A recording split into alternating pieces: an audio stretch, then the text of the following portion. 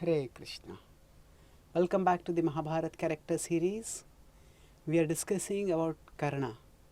He is about to make his first entry into Kshatriya society at Drona's martial exhibition. Arjuna in this show excels all, and that causes the envy in Duryodhana's heart to burn intolerably. As all the courtiers and citizens are cheering Arjuna, Dhritarashtra is grieving. Why are they not cheering my sons like this? And at that time, as Arjuna is about to be acclaimed as the champion, suddenly uh, the voice of some thunderous footsteps are heard, and the sound of some great warrior slapping his arms and slapping his thighs is heard. And everybody looks at the entrance of the stadium, the arena. At the entrance, they see a tall, powerfully built, heroic person standing. And with all eyes riveted upon him, he marches in. And just for the first sight, creates within Kunti a special attraction, a special longing to, affection to this person. And then as she beholds him closely, everybody sees the extraordinary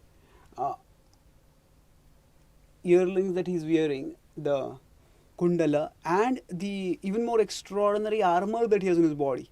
That armor seems to be a part of his body itself. Rather than being worn above, it seems to be growing into his body. And everybody is wondering who is this mysterious person and what kind of armor is it. But Kunti alone recognizes the significance of it. She understands that this is her son. And her heart jumps out in joy to see that her son is well and has grown into a great warrior. And Karna bows down to Drona and says, I can excel whatever Partha has done. So, do I have the permission to exhibit my skills? Drona nods. And then Karna dazzles everyone with his skills. He equals Arjuna in everything that Arjuna has done. As Duryodhana sees this, his heart blooms with joy. Not joy just to see Karna's talent, but to see Karna as a foil to Arjuna. Karna as his winning card in their perennial battle against the Pandavas. And Duryodhana is scheming, how can I get Karna on my side? And at that time, opportunity presents itself on a platter to him. Karna asks, after he has equaled Arjuna, he asks, can I have a direct duel with Partha? Arjuna is eager. He immediately picks up his bow. He wants to curb what he feels is the arrogance of Karna. At that time, the question of lineage is asked. The duels can only be among equals. So when Kripa asks this, Karna hangs his head down. And everybody understands that he is not of a royal birth. This is just the opportunity that Duryodhana is wanting. He just comes right into the center and he says, look at this warrior. Look at his body, look at his carriage, look at his skill. How can he be not be a Kshatriya? He says, even if he is not born as a Kshatriya, still surely he is a Kshatriya. He says, can a lion be born of a deer? Not possible. He says, he must be a Kshatriya. And if he's not a Kshatriya, then I will make him into a Kshatriya. And right in front of everyone, he says, I will make him the king of Anga. And he calls attendants and asks them to get sacred water. And right in that exhibition arena itself, he anoints Karna as the king of Anga. Karna is overwhelmed by this affection. He feels Duryodhana saved his honor at a moment of dishonor for him. He feels extremely grateful. With tears in his eyes, he turns to Duryodhana and he says, how will I be able to repay you? Duryodhana embraces him. Oh Karna, all I want is your friendship. And Karna is even more touched. Now here he is, an unknown person of low birth, and not only has been given a kingdom, but he has been accepted as a friend by the heir of the Kuru dynasty. He's overwhelmed and he says, "You will have my friendship forever, throughout my life." And this promise comes to eventually become the cause of the undoing of Karna. But at that moment, when Karna is anointed and then they are ready for a battle, for a duel, suddenly there is a movement. And from the stands, a very old person using a walking stick comes running down, and he comes across the arena and he enters and comes right towards Karna. And Karna immediately gets off his chariot, gets off the throne on which he has been seated for being anointed and coronated as the king of Anga. He gets up and immediately he bows down. And Duryodhana and everyone is looking curiously. And Karna turns toward Duryodhana and he says, "This is my father, Adirath." His father has been watching from the stands, feeling proud to see the excellence of his son's skills. But when he sees his son being coronated as a king, he can no longer restrain his joy. And Adirath comes running down to congratulate his son. And Karna doesn't hide his identity. Karna tells everyone. And then seeing this, some of the people start laughing over there. "Oh, he's a Suta's son, how can he fight?" Again, Duryodhana comes to his defense. And he says he is a Kshatriya by quality. And whether he can fight or not fight, as the discussion is going on, the sun sets. And the situation is left over there, undecided. And here, the important thing is that Karna feels that Duryodhana has done me a great favor, which is true at one level. But Duryodhana was basically using the opportunity to emotionally manipulate Karna and make him permanently devoted to him. So Duryodhana had his ulterior motives. At this point, Karna may not have had any idea of Duryodhana's ulterior motives, and so he may have accepted out of gratitude, and that is good. But we see how, as the Mahabharata progresses, Karna's character regresses, unfortunately. By the bad association of Duryodhana, Karna starts also not only first acceding to bad things, but later on doing bad things, doing evil things, and then eventually even suggesting evil things for Duryodhana to do. So then, Karna, time and again, although he is extremely powerful, he is unable to show his prowess at the right time, and he comes off a cropper at various times. For example, when he goes immediately after this to get a dakshina of Drupada's kingdom, he and the Kauravas are defeated, and eventually Arjuna and the Pandavas defeat Drupada. So he is shown to be lower, but still, Duryodhana's confidence in him does not waver. Although once, twice, thrice it happens, but still Duryodhana maintains his confidence, keeps his confidence in Karna. Now, after this, Karna becomes a close confidant of Duryodhana, and he starts assisting him in all his schemes. So, initially when Shakuni suggests that send the Pandavas to Rāmāyaṇa and let them be burnt, so Karna opposes this. Why try such devious things? Challenge them for open fight and defeat them. Shakuni says that no, we will not succeed. They are too powerful. Karna does not agree with the assessment. But Duryodhana, seeing Duryodhana inclined towards Shakuni's plan more, Karna stays silent. And then, again, Karna is more than matched by Arjuna in Draupadi's Swayamvar. And then after that, Bhima, after that when the Rajasuya Yagya is to be performed, at that time, Bhima goes around to conquer the eastern direction. And at that time he defeats a king named Karna. Now some people say that this was a different Karna, but actually Anga is in the eastern direction, and the Mahabharata also mentions that this Karna was a conqueror of kings, and he was defeated after a stiff fight by Bhima. So, because the Mahabharata does not qualify that this Karna is different from some other Karna, so it's not. There are other characters also in the Mahabharata by the name Karna, but because there is one Karna who is prominent, so by default it is understood that whenever the Mahabharata refers to Karna, it is referring to this Karna, and if it is going to refer to some other Karna, it will qualify that. So because it doesn't qualify, so it does appear as if Bhima has defeated Karna. So then, of course, because Karna is a friend of Duryodhana, so Karna is also there with Duryodhana in the Rajasuya Indra sacrifice, and he's also given a significant role there. And then after that, when this is Duryodhana's envy, at that he decides to fully not only supports but also delights devilishly in Duryodhana and Shakuni's dreadfully evil plan to dispossess the Pandavas. Unfortunately, it is here Karna.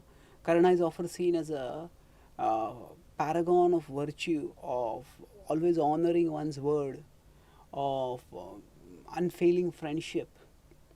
But here we see, yes, Karna had all those virtues, but unfortunately, the bad association of Duryodhana spoiled him so much that here, especially in the assembly, Karna comes out very tainted, severely besmirched by his own misbehavior. So it was Karna who actually suggests that Draupadi be brought into the assembly and disrobed.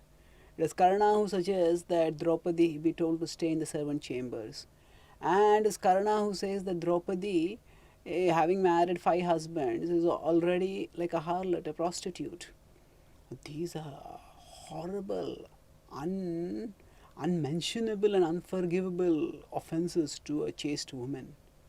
And by speaking thus, actually Karna seals his pact with death. And Arjuna takes a vow to that effect also. Karna sneers at the vow. He always feels confident that I'll be able to defeat Arjuna whenever our encounter takes place.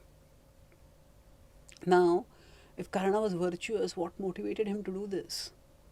Firstly, it was the bad association with Duryodhana, and in that bad association with Duryodhana, Karna's whole, because he was from a lower birth, so he had always a great status anxiety. He always felt insecure. Do people recognize me or not? And often that desire to be recognized by others warped his sense of morality. And his position depended on Duryodhana's favorable disposition. And that's why he needed to do whatever it took to please Duryodhana. And he went out of his way, way out of his way. In fact, he went against his own principles also in many ways. When, in order to please Duryodhana, he suggested that let Draupadi be brought in dishonored. Now, Duryodhana had also been a suitor at Draupadi's Swayamvar, and he had failed to win her hand. And then, when Karna had also, according to some versions, been not allowed, or in some versions failed, but either way he had also not won the hand. So he wanted to take revenge again of that also. So, but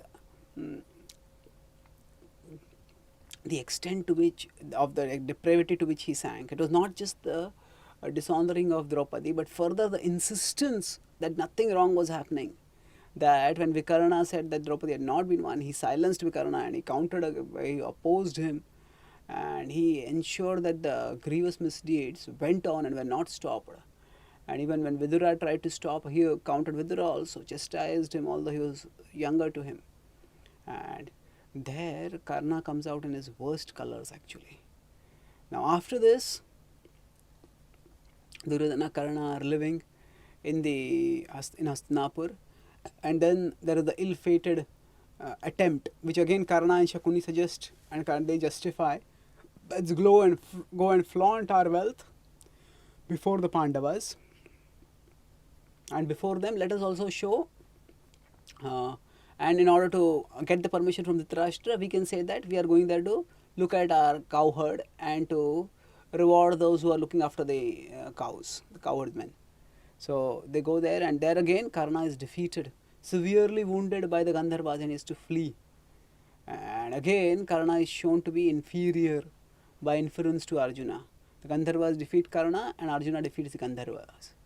So then when Duryodhana, Karna, Dushasana, they all come back at that to Hastinapur. At that time, Bhishma, Vidura,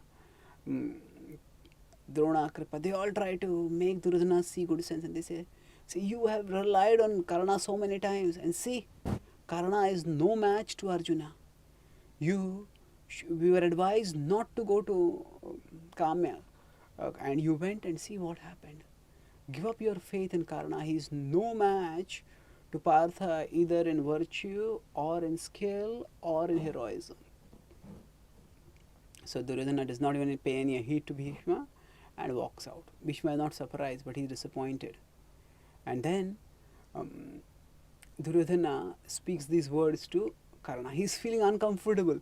Duryodhana doesn't want to admit that Karna is inferior to Arjuna, but the facts are coming again and again and confronting him, and he can't avoid that. So he speaks it, and Karna immediately tenses up. He picks up his bow and he says, "Oh, Duryodhana, this grandsire repeatedly reviles me.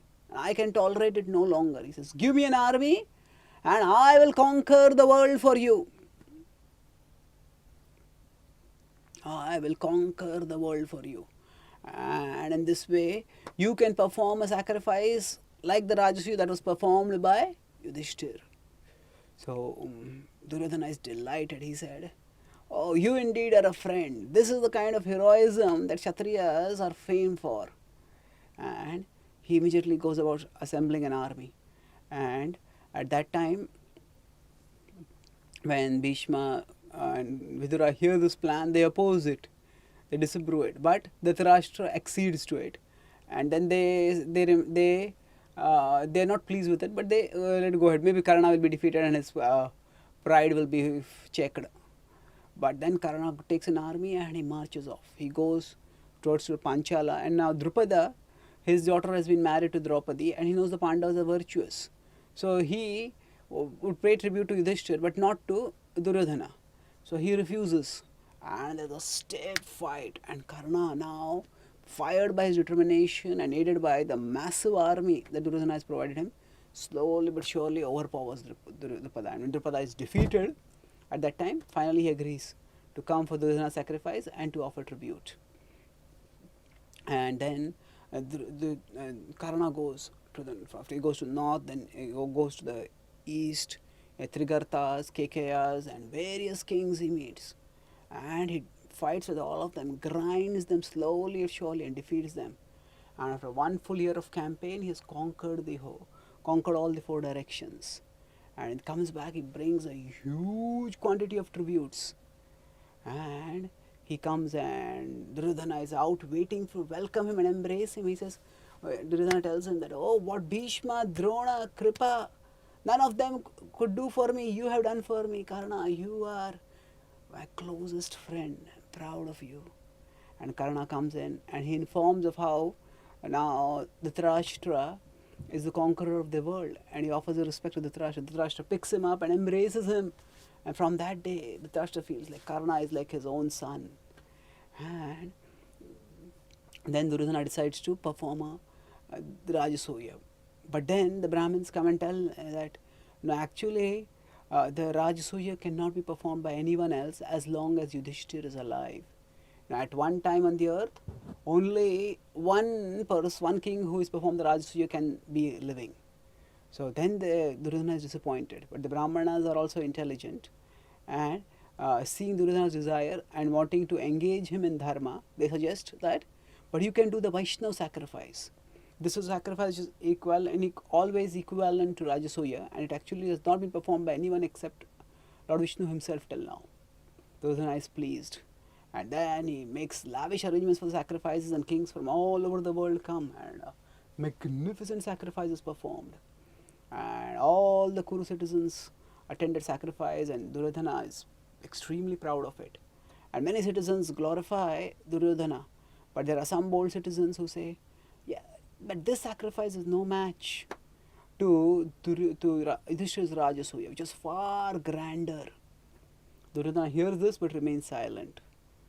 He doesn't want to accept that fact, but he can't deny it. His face twists in dismay. And Karna has also heard these words being spoken, and when he sees Duryodhana feeling dismayed, he picks up his bow and he says, "Oh friend, listen to me," he says. "As I take this vow," he says, "till the day I kill Arjuna," he says, "I will not eat luxurious food, nor will I refuse anyone in charity, and I will avoid comforts. I take this as a vow." So basically, Yajnadana Tapa, he says he will do as some forms of Yajnadana Tapa as a austerity, as a method of, as a vrata, till he takes a vow to kill Arjuna and thereby glorify Duryodhana. Duryodhana is very pleased by this, and overall, the relationship between Duryodhana and Karna becomes sealed very strongly by this incident. And then, after this, towards the end of the 13th year, the Pandavas are in Ajñātavās, and we know how Karna and Duryodhana and the whole Kuru army goes to Virat, and there Arjuna single-handedly defeats all the Kauravas, including Karna. Karna, whenever he hears that incident, it rankles his heart. Why? Because he thinks, if only I had taken my Shakti Astra at that time, I would have killed Arjuna and I would have proven to the world my superiority over Arjuna. That didn't happen. Now, actually, before this incident, and towards the 12th year of the exile, this incident of Karna getting the Shakti Astra happens. So, now knowing that the war is inevitable, and so Arjuna's father Indra thinks of ways of doing good for his son, and he knows that as long as Karna has a kavacha, he may get wounded but he cannot be killed. So, desiring to do good, he plans to approach Karna. Now, Karna has taken a vow that he will never refuse charity to anyone who comes to him and asking for charity. So, knowing this vow, he decides that he will ask him for the charity of his kavacha. So, now the Devtas, they all have the mystic powers, and Surya, who is the father of Karna, senses this, and he immediately comes to Karna. Now, Karna would daily worship Surya Dev, this was as Aradhya Dev. He did not know, but from his childhood, he felt a great attraction to the sun god, and he would worship him. So, one day when he was worshipping him, and then it was like a dream-like vision when he heard a voice and saw an effulgent personality. He said, "In the future, a Brahmana will come to you, and that Brahmana will ask you for your kavacha and kundali." He says, "Do not give them, because giving them will be your death. As long as you have them, you will not die." And he said, "I speak these words only for your benefit." So Karna is amazed, and he, with folded hands, he asks. It's almost like a dream, but it's real also. He knows that this is happening, but it's so extraordinary what is happening. He asks, "Who are you, O effulgent one, who are so concerned for my well-being?" He says, "I am the god of light, sun god." Karna is delighted. The Lord whom he has been worshipping for so long, he has graced him with his presence and his guidance, and yet he feels torn in his heart. And he says, "So I am most grateful to you that you have graced me with your presence and guidance. And yet," he says, "for me, I cannot follow your words. For me, my honor is my everything. I would rather die than lose my honor. I have taken a vow that I will always never refuse anyone who comes to me for charity. How can I refuse this Brahmana if he comes and asks me for charity of this?" He says, "I am grateful to you for your advice, but I cannot follow it. Please be gracious to me and let me do as I desire." So now Surya, he knew the mind of Karna, and he knew this. He expected this response, and Karna had prepared, and Surya had prepared a plan B also. So he told Karna, it is best if you keep your kavacha. But seeing that Karna was adamant, he said, if at all you have to give your kavacha, then you should ask for something else in return. And then he revealed something else. Then actually Suryadev had earlier also revealed that it will be Indra who will be coming. And Karna thinks, for him, honors everything. He says that he sees this as an opportunity, great honor. He sees that, he thinks that normally I can give blessing, I can give charity to human beings on the earth. But how can, what an opportunity that I can give charity to a god. Normally the gods, humans go to the gods and seek blessings from them. So if a god comes to a human being and asks for blessings, and a human being gives the blessings, then what greater fame can a human being get? He feels that I cannot let such an opportunity for fame go by. And therefore, he decides that, he determined, I will give charity. So at that time, Surya tells him, okay, then you should, if you have to give your kavacha, then ask him for his Shakti Astra. That will ensure that you will be able to kill your opponent. Surya disappears saying this. Karna folds his hands, thanks Surya, and then awaits the moment when this momentous meeting will take place. Eventually, that day happens. After completing his worship in the river, where he offers prayers to sun god while standing in the river with hands upraised, he turns around. At that time, whoever Brahmanas are there, Karna gives charity to them. So at that time, he sees an effulgent looking Brahmana and he senses something divine, something special about this Brahmana. And then, okay, so what can I give for you? He says, first you should give me a word that you will give me whatever I ask of you. Immediately Karna starts intuiting, this must be Indra. And then he says, yes, but I have already given my word that I will always give charity to whoever asks. He said, yes, but I want your specific word, because what I am going to ask you from you is very difficult. So then he says, yes, I will give. He says, give me your kavach and kundala. And he says, oh Brahmana, what will you do with this kavach and kundala? No, they are useless. He said, I can give you wealth, I can give you cows, I can give you more charity than what you will need throughout your life. Now Karna has immediately understood this Indra, but he's just playing along over here. And he says, no, I do not want any of these things. I want only your kavacha. So at that time Karna becomes grave and he says, oh Brahmana, you know that I will not refuse your charity. But this kavacha is a part of my body. And cutting this kavacha and giving it to you will spell my death. He says, what you are asking from me is my life. And that is why I am offering you alternatives. The Brahmana remains grim and he says, you have promised to give me whatever I asked for. And Karna now decides to remove the masquerade. He says, oh, I know who you are. You are the god of the gods. You are the king of the gods. You are Indra. And he says, I know why you have come to ask me. You have come to do good for your son Arjuna. And normally it is the gods who should give humans blessings, but you are asking me for something that will cost me my life. If you at all you must take it, then you must give me something in return. And then he says, give me your Shakti weapon. So now Indra becomes thoughtful. And he says that, yes, when this I discharge the Shakti weapon, it can kill thousands of my enemies. I'll give it to you. But with one condition, it will be able to kill one of your enemies, and after that it will come back to me. Karna is unfazed. He says, there is only one person whom I want to kill. Indra says, I know whom you want to kill. But that person is protected by a high-souled one, and he cannot be killed. Karna said, be that as may be, please give me your weapon. So then Indra says, yes, I will give it to you as soon as you give me your kavacha.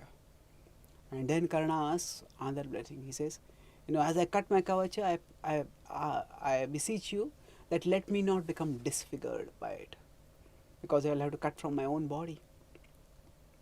Indra says, yes, because you are doing such exceptional charity, therefore you will not be disfigured. And then Karna takes a knife and starts cutting off the kavacha and the kundala and the kavacha. And as he cuts off, blood starts coming from his body. And seeing that he's giving such a difficult charity, cutting his practically his own flesh. Oh, there are the devatas shower flowers and cheering sounds are heard. And as he gives the kundala, kavacha and kundala with blood dripping from it, blood dripping from his body, Indra smiles and he gives him the Shakti Astra. As he gives the Shakti Astra, as there is a contact with Indra and Karna, Karna's body is restored to its former beauty. And then Karna sees in front of his eyes that Indra has disappeared. So in this way, Karna gives us extraordinary charity in which he gives his own kavacha. Now of course, now some people may say that Indra cheated him this way. But actually it was not exactly cheating. Because, and was it actually a very great charity? Yes, it was definitely a great charity. But then for him, he converted the charity into a swap. So that kavacha would not have guaranteed him victory. It would have only guaranteed him protection from death. But he got a weapon which could have guaranteed him victory. So certainly it was not a completely disastrous loss. It was a loss in one sense, but it was also a gain in one sense. And this gain could have proved fatal for Arjuna, but how Krishna intervened and protected Arjuna from Karna Shakti, we will discuss in our future sessions. Thank you. Hare Krishna.